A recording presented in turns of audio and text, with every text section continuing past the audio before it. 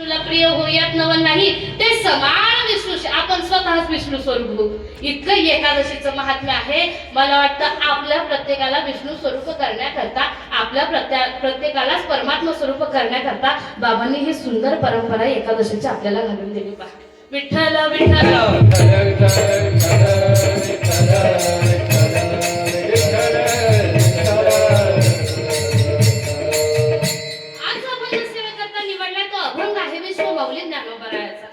ज्ञानोबराय म्हणजे नक्की कोण? ज्ञानोबराय म्हणजे इतक्या परमोच्च स्थितीला सकल संत मंडळीमध्ये आपण पाहिलं, सकल संतांमध्ये सद्गुरूशी एकनिष्ठ असणारे संत म्हणजे ज्ञानोबराय. इतके एकनिष्ठ की त्यांनी म्हणावं, आजच्या अभंगामध्ये श्री गुरु सारिखा असता पाठी राखा, इतरांचा लेखा कोण करी. माझ्या पाठीशी माझे सद्गुरू असताना मी इतरांची पर्वा कशाला करू? मी इतरांची पर्वा करीत नाही किंवा इतर मार्गाने जात नाही. आणि सद्गुरूचा महिमा मुळात आजच्या अभंगामध्ये ना गडबड असे. आपण अभंग म्हणताना कसं म्हणतो? ध्रुपद कोणतं म्हणतो अभंग म्हणताना? तुम्ही सुद्धा आज तेच ध्रुपद म्हणले.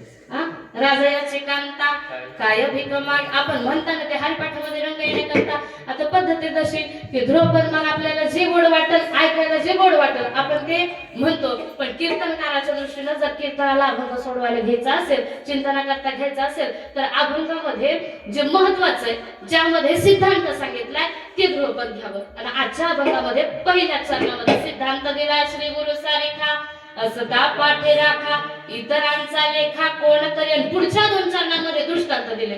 दृष्टांत काय सांगितलं? पहिला, राजयाची कांता काय भीक मागे. महाराज म्हणतात, ज्ञानोबराय म्हणतात, राजाची कांता म्हणजे राजाची पत्नी काय भीक मागे. राजाची पत्नी कशाला बरं भीक मागेल? कारण ती स्वतः राजाची पत्नी म्हणून ऐश्वर्य संपन्न जीवन जगत असेल. मग काय सांगायचंय नक्की माऊलींना? आपण सद्गुरु रूपी राजाची शिष्यरूपी पत्नी होऊन राहावं. म्हणजे मग काय भीक मागे ही अवस्था आपल्याला कधी येणारच नाही. दुसरं दृष्टांत सांगितलं, दुसरं उदाहरण सांगितलं माऊलींनी. कोणतं हो? तुम्ही अभंग विसरले वाटतं. तिसरं चरण काय म्हणायचं? कल्पतरू तळवटी जो कोणी बैसला काय म्हणे त्याला सांगा जोजी. माऊली म्हणतायत, कल्पतरूच्या पायथ्याशी जो कोणी बैसला त्याला काय होणे म्हणजे त्याला काही कमी पडतच नाही. मग नक्की काय सांगायचं माऊलींना? सद्गुरु रूपी कल्पतरूच्या पायथ्याशी आपण बसावं. म्हणजे मग आपल्याला परमार्थामध्ये कशाची उणीव भासणारच नाही, काही कमी पडणारच नाही. आणि अभंगाच्या शेवटी पहिल्या चरणामध्ये सिद्धांत सांगितला. पहिल्या चरणामध्ये सिद्धांत सांगितला, दुसऱ्या 2 चरणांमध्ये दृष्टांत सांगितले आपल्याला पटवून देण्याकरता. आणि या अभंगाच्या शेवटच्या चरणामध्ये अनुभूती सांगितली. अनुभूती म्हणजे अनुभव. स्वतः माऊलींनी श्री गुरु सारिखा असता पाठी राखा याचा जो अनुभव घेतला ना, तो अनुभव काय आला? माऊली म्हणतात, मला हा अनुभव आला. ज्ञानदेव म्हणे, तरलो आता उद्धरलो गुरु कृपे. श्री गुरु सारिखा असता पाठी राखा, इतरांचा लेखा कोण करी. विठ्ठल विठ्ठल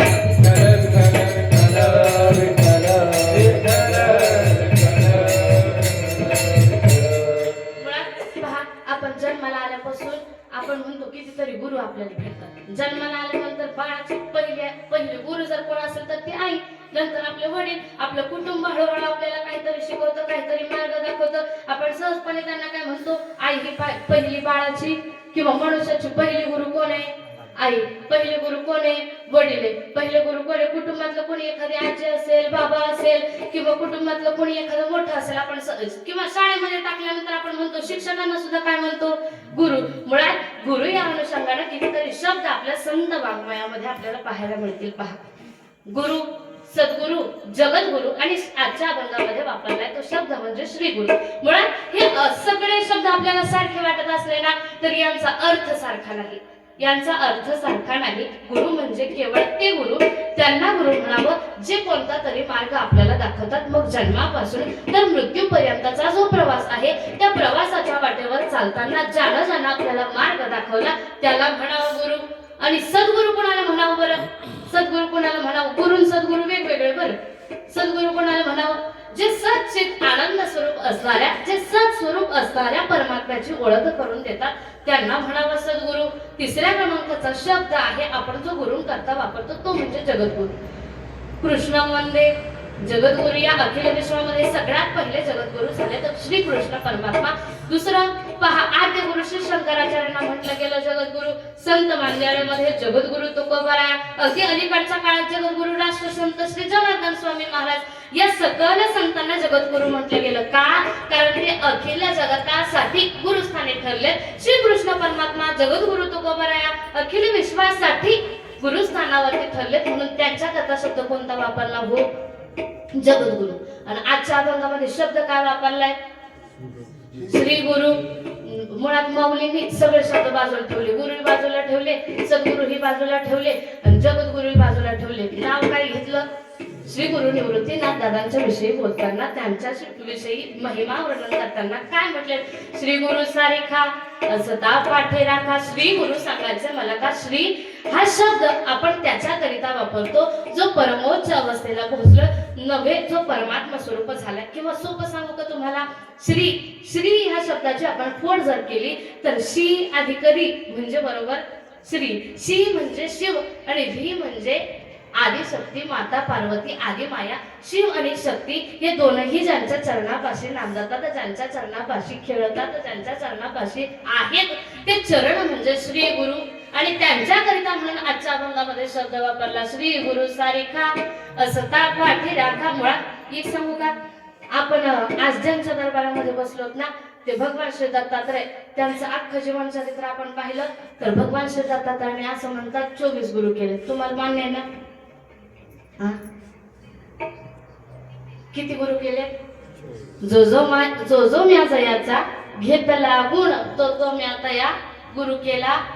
भगवान श्री दत्तात्रयांचं म्हणणं असं आहे, मी ज्याच्याकडून जो जो गुण घेतला त्याला मी गुरु केलं. असे किती गुरु केले?